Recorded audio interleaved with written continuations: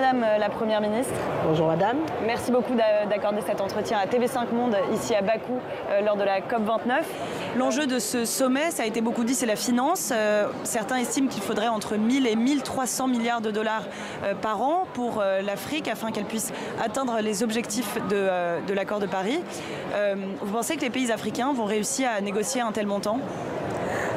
Je pense qu'en termes de volonté, qui veut, peut.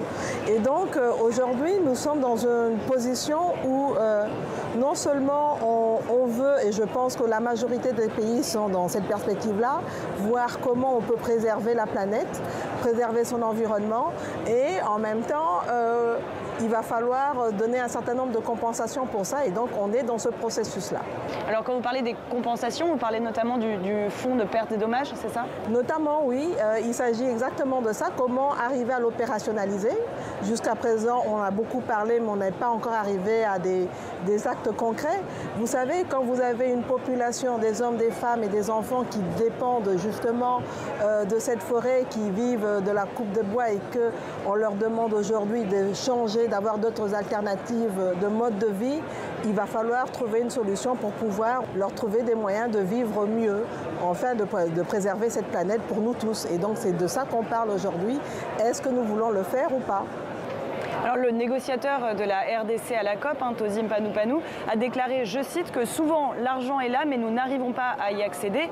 Quel mécanisme devrait être mis en place selon vous pour pouvoir accéder à cet argent ? Écoutez, les mécanismes, on s'est mis d'accord sur ça depuis longtemps, ça existe. Nous avons fait notre part du travail, nous avons mis en place tous les plans nationaux d'adaptation, tous les éléments, tous les mécanismes qu'on nous a demandé de mettre en place, on l'a fait. Aujourd'hui, nous avons même une autorité de régulation pour le carbone, etc. Mais maintenant, au-delà de ça, c'est question de vraiment de voir comment on va se mettre ensemble dans un partenariat gagnant-gagnant pour essayer d'évoluer et pouvoir capter ce financement. Aujourd'hui, on parle de la transition énergétique. Donc, nous devons aller sur des discussions pour voir comment nous, en tant que pays, avec une population qui a des besoins, en tant que pays responsable, nous préservons notre environnement, mais aussi comment nous pouvons travailler sur nos minerais critiques, produire avec une valeur ajoutée, produire localement, ce qui nous permettrait de créer des emplois pour notre population et ensemble on pourra avancer. Donc il y a d'un côté l'accès à des financements en termes de compensation, mais de l'autre côté c'est vraiment en termes d'investissement, comment on s'assure d'avoir le secteur privé qui vienne avec des investissements qui vont nous permettre d'avancer et de pouvoir créer des emplois à l'interne.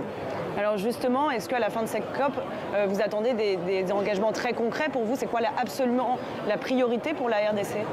Écoutez, ça serait vraiment dommage qu'on se retrouve l'année prochaine dans la COP 30 sans aucun engagement. Donc là, maintenant, il y a une responsabilité de part et d'autre de voir comment le faire. On vient d'avoir une réunion de chefs d'État de l'Union africaine pour justement parler encore de ces financements et voir, et on s'est mis d'accord sur une déclaration commune, un engagement, parce qu'on estime que, par exemple, aujourd'hui, ces ressources naturelles dont nous disposons, notamment à travers le bassin du Congo, ces minerais, etc., devraient être calculés en termes de richesse, devraient être permis d'être pris en compte dans le cadre, par exemple, de notre produit intérieur brut, et donc, ça devrait constituer un asset pour nous à pouvoir accéder à des financements, par exemple. Donc, c'est tout un processus sur lequel on est en train de travailler et on espère qu'on sera entendu. L'Afrique arrive à parler d'une seule voix, selon vous? En tout cas, ça c'est l'exemple que nous avons fait cet avant-midi. Et je pense que nous allons continuer ensemble. Alors quittons la COP maintenant et parlons un peu de la situation à l'est de votre pays, la situation très compliquée avec le Rwanda.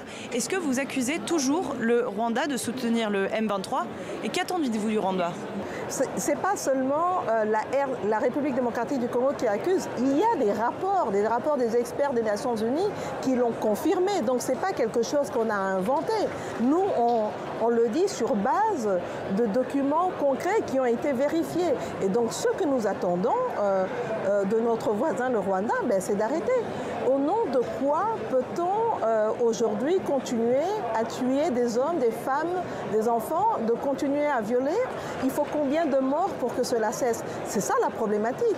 Nous avons commencé, d'ailleurs avec le président Tshisekedi, d'aller plutôt dans une discussion de pays voisins pour voir comment, ensemble, on pourrait se retrouver dans un partenariat gagnant-gagnant. Ça n'a pas marché. On s'est retrouvés en guerre aujourd'hui. Nous continuons à considérer aussi la voie diplomatique. C'est pour ça que nous continuons à travailler dans les accords de Luanda. Mais je pense qu'aujourd'hui, la balle est dans le cas de notre voisin pour dire « mais non, ça suffit, on arrête la guerre et on pense à nos populations ». Depuis quelques semaines, on constate que le M23 gagne du terrain. Pourquoi, selon vous? Vérifiez l'information que vous avez. On dit qu'elle gagne, mais on vous dit aussi qu'elle recule. Ce groupe armé supplétif du Rwanda recule. Il y a des allers-retours. Voilà, et ça fait des semaines qu'on dit que le M23 sera à Goma, donc on parle beaucoup. Qu'est-ce que vous pensez de la médiation avec l'Angola? Elle marche, selon vous? Disons que c'est un processus qui a été lancé. Nous sommes de bonne foi, nous avons accepté le cessez-le-feu. Maintenant, nous attendons de voir les résultats de tout ça. Tout ce que moi je peux dire, nous avons des populations qui sont victimes de tout ça. Nous avons des femmes qui sont aujourd'hui violées. Le viol est pratiquement une arme de guerre aujourd'hui. Nous avons des populations déplacées et ça ne peut plus continuer. Il faut que ça cesse. Le président de la RDC, Félix Tshisekedi, a dit qu'il était favorable à un changement de constitution. Vous partagez son point de vue? Écoutez, la révision de la Constitution, elle est instituée par l'article 89 de cette même Constitution. Donc, ce n'est pas moi qui le dis, ce n'est pas le président de la République qui le dit, c'est la Constitution elle-même qui le dit. Et le président lui-même a indiqué qu'il allait mettre en place une commission d'experts pour réfléchir sur la question et faire des propositions. Donc, attendons cette commission et on pourra rediscuter de cela plutôt que de continuer à parler sans des éléments concrets. Et vous êtes d'accord, vous partagez ce point de vue? Mais il y a des choses à revoir. Il y a des choses à revoir. Maintenant, on va devoir se mettre d'accord sur ce qui devrait être revu et ce qui ne devra pas être revu. Tout ça, d'ailleurs, est cadré par cette Constitution qui, d'ailleurs, est une Constitution révisée. Alors, certaines personnes de l'opposition disent que le but du président Tshisekedi est de rester au-delà des 2 mandats. Qu'est-ce que vous répondez à ça? Ils le disent sur quelle base? Posez-leur la question, puisque c'est eux qui le disent.